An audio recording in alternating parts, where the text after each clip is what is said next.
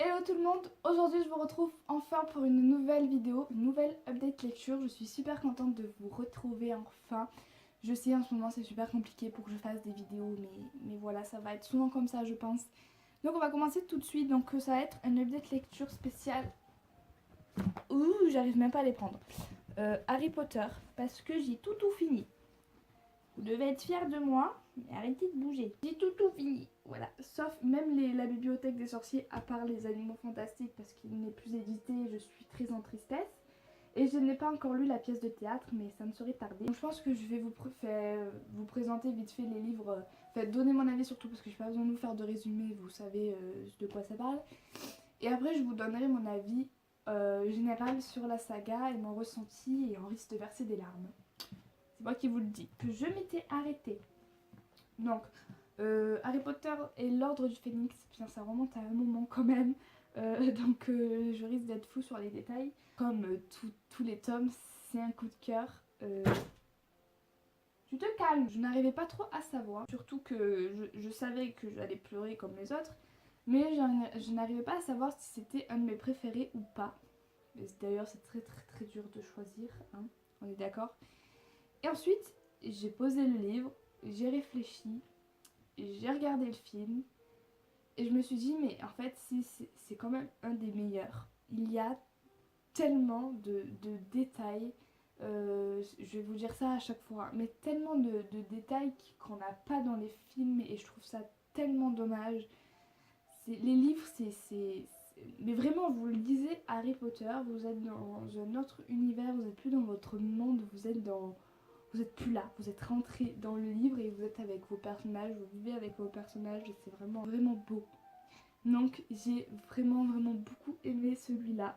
C'est presque même un de mes préférés je pense. Franchement je vous dis ça va être très rapide hein, parce que je veux pas vous dire 35 fois la même chose, vous savez très bien de quoi ça parle, on vous rabâche toujours la même chose, que Harry Potter c'est génial, mais bon je vais vous faire une update lecture donc je vous parle de ce que j'ai lu.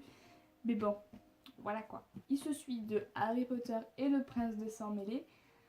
Donc bien sûr que j'ai beaucoup aimé celui-là aussi parce que le prince de sang mêlé, vous savez qui c'est. Si vous savez pas qui c'est, baissez le son juste là.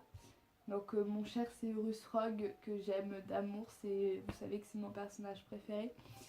Donc on est avec lui beaucoup plus dans ce tome là que dans les précédents. Même s'il fait quelque chose de très triste, mais on sait qu'il le fait parce il faut le faire et parce que c'est un homme extrêmement courageux, Severus. C'est Severus quoi.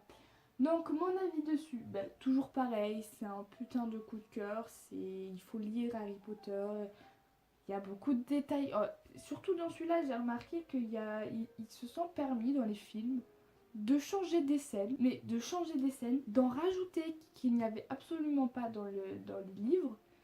Et ils ont oublié de mettre des scènes quand même vachement importantes alors qu'ils en ont rajouté. C'est complètement débile en fait. J'ai pas compris. Et ensuite, j'étais pas prête de le commencer. J'étais pas prête.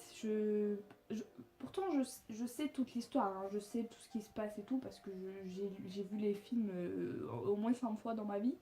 Mais j'étais pas prête parce que je savais que. En fait, comment vous expliquer, je n'avais absolument pas envie de finir la saga parce que je me suis dit quand je vais refermer le livre, je vais me dire ça y est c'est fini. Euh, Même si je sais que je vais les relire et que je vais regarder les films, mais c'était vraiment genre de lire les livres parce que je ne les avais jamais lus, d'avoir des détails que je n'avais jamais vus. Ça a vraiment enrichi mon histoire d'Harry Potter et je me suis dit, mon apprentissage en gros, mon enrichissement, j'ai un rhume alors c'est assez compliqué de parler, et ben il sera terminé.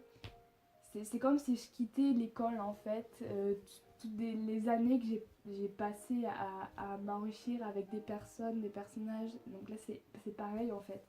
Et je me suis dit putain ça va être fini. Les révélations que je sais ce que ça va être, je le sais tout ça, mais Mais là, c'est pas pareil, c'est... Voilà, j'ai envie de pleurer les gars. Donc je me suis mis dedans et en fait j'aurais pu le lire en même pas 2 jours, mais je crois que j'ai mis une semaine et demie à lire. Parce que j'étais en mode... non, lis pas toutes ces pages d'un coup, tu vas... Voilà, et le moment est arrivé. Quand le moment est arrivé, j'ai refermé le livre et... J'étais dans le désespoir, les amis. J'étais vraiment... C'est la première fois qu'un livre me fait autant... Enfin, qu'une saga me fait autant d'effets. C'est impressionnant. Petite séquence émotion et c'est pas terminé les gars. Parce qu'après je vais vous dire mon avis. En gros, ce que ça a en gros changé ma vie les gars. Hein. Je vais carrément vous dire ça. Donc ensuite, entre les romans, j'ai lu Le Quidditch à travers les âges. Et les contes de Biddle le Barbe. J'ai adoré lire les deux livres de la bibliothèque. Surtout pour leur format, j'adore en fait. C'est genre trop de petits détails que j'ai aimé. Les lettres d'Albus Dumbledore, c'est genre énorme. Et les réservations des livres et tout, avec le tampon, j'adore, je trouve ça vraiment énorme. Vous avez vraiment l'impression d'avoir un livre de Poudlard entre les mains. Le Quidditch à travers les âges, c'est grave super intéressant. Moi j'ai appris vraiment plein de trucs. En fait c'est la base si vous avez envie de rester dans l'univers d'Harry Potter et d'en savoir un peu plus. J'ai vraiment aimé. Donc voilà, en gros c'est l'histoire du Quidditch, mais j'ai préféré celui-là. Si vous connaissez Harry Potter et un truc qui vient, vous savez que c'est le fameux livre que lie Dumbledore à Hermione en héritage pour une raison. Et j'avais vraiment envie de, outre les contes des trois frères, d'avoir aussi les autres contes que j'ai énormément aimé lire parce que derrière tous ces contes il y a une morale, en gros comme nos contes à nous, mais je trouve leurs contes vachement mieux que les nôtres en fait, vachement plus réfléchis et vachement plus comment dire, réalistes. Ça n'a aucun sens ce que je dis parce que c'est de la magie, mais réaliste dans le sens où c'est vachement moins enfantin en fait et qu'on prend moins les enfants pour des cons que chez les moldus, vous voyez. Et aussi ce que j'ai beaucoup aimé, c'est en gros les thèses de Dumbledore qu'il y a à la fin de chaque conte qui nous fait plus réfléchir que nos propres avis en fait et qui nous fait doublement réfléchir sur énormément de choses. Il y a beaucoup de morale, j'aime beaucoup ça.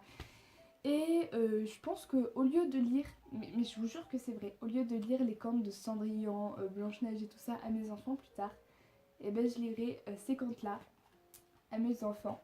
Surtout mon préféré, que j'ai, bon, les contes des trois frères qui est extrêmement bien, mais La Fontaine de la Bonne Fortune, c'est une des meilleures. J'ai vraiment beaucoup aimé. Donc voilà. Donc c'était une update lecture très très court, mais je ne peux pas faire plus. Je vais vous parler du coup en règle générale de la saga et de mon expérience de lectrice avec cette saga. En fait j'ai commencé la saga en décembre, me semble-t-il. Je ne savais pas dans quoi je m'aventurais. En fait, moi, je suis fan des films depuis toute petite et je me suis quand même dit, putain, faut quand même que je lise la base, les livres. Surtout que j'ai toujours aimé lire et je ne sais pas pourquoi ça m'est jamais venu à l'idée de lire les livres.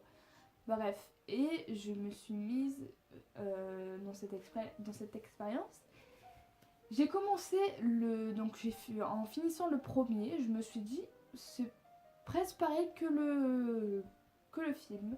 Il n'y a pas beaucoup de détails qui changent, ça va. Et plus je me suis avancée dans ma lecture et je me suis rendu compte que les films et les livres se complétaient vachement, mais qu'il y avait énormément quand même de différences, dans les films il n'y avait pas de profondeur dans le caractère des personnages, il y a des personnages que je ne vois pas du tout pareil dans les livres que dans les films, du genre Hermione. Harry dans les films on le voit comme un sauveur, l'élu, mais dans les livres vous le voyez vraiment comme un adolescent qui a énormément de doutes, énormément de souffrance, énormément de colère. Mais moi j'étais impressionnée dans le 5 quand on voit Harry mais détruire le bureau de Dumbledore parce qu'il est en colère, il en peut plus, il en a marre, il a rien demandé et tout ça, ça lui arrive et il pète un câble. Et dans les films, c'est dommage qu'on ne voit pas ça. C'est vraiment ce que je reproche au film, c'est de ne pas avoir ni plus la profondeur des caractères des personnages. Voilà, je me suis énormément attachée au personnage de Harry. Chose que dans les films, pas forcément.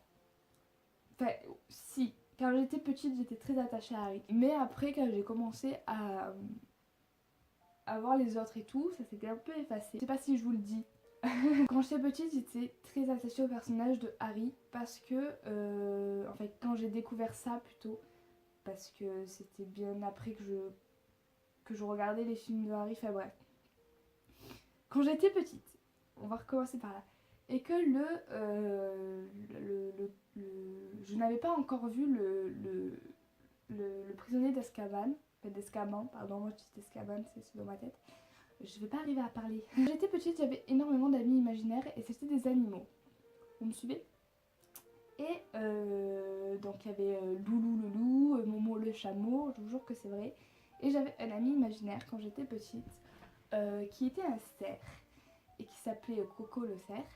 Et en fait cet ami imaginaire, donc le cerf, Coco, je le voyais que quand j'avais peur.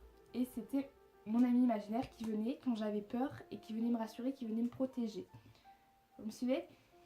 Je vous jure que je n'avais jamais vu encore quand j'ai des amis imaginaires depuis que je suis petite, depuis que je sais parler, depuis que j'arrive à imaginer de moi-même. Ça a été toujours comme ça. Et je n'avais donc pas encore vu le prisonnier d'Azkaban. Et ensuite, dans un âge plus mûr, quand j'ai re-regardé parce que après, quand j'étais petite, que je l'ai vu, j'avais pas vraiment réalisé, mais dans un âge plus mûr, quand je l'ai re-regardé, je me suis dit ah ouais, quand même, la coïncidence que Harry, son patronus, donc ce qui est censé le protéger, c'est un cerf, et voilà.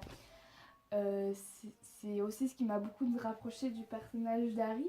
Et ensuite, en lisant les livres, ça m'a encore plus rapproché parce que je sais pas, son personnage d'ado m'a énormément touchée. J'en perds mes mots, les enfants. Mon avis général sur la saga, c'est je ne pèse pas mes mots. C'est vraiment la réalité. Cette saga a changé ma vie.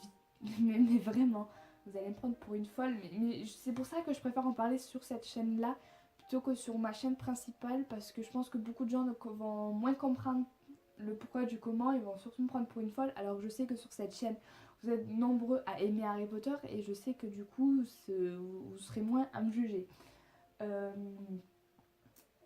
Harry Potter a clairement changé ma vie. Depuis que je suis petite, Harry Potter ça fait partie de moi, mais encore plus depuis que j'ai lu les livres. Vraiment, c'est un univers où j'arrive totalement à immerger et à totalement oublier le reste du monde. Quand je lis Harry Potter, je suis à Poudlard, à Londres, en Écosse et pas autre part. Je suis avec les personnages et avec personne d'autre. Ça m'aide énormément personnellement et chacun a leur remède, vous voyez. Moi c'est la lecture et plus particulièrement Harry Potter depuis que je l'ai lu. Voilà. Donc c'est vraiment une saga qui m'a énormément touchée, énormément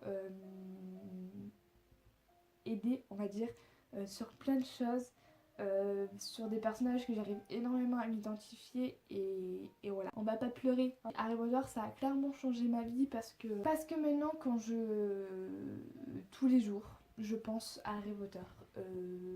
Quand je me lève, limite la première chose à quoi je pense c'est Harry Potter. Et quand je me couche c'est Harry Potter. Vous allez me prendre pour une folle mais je vous jure que c'est vraiment réel.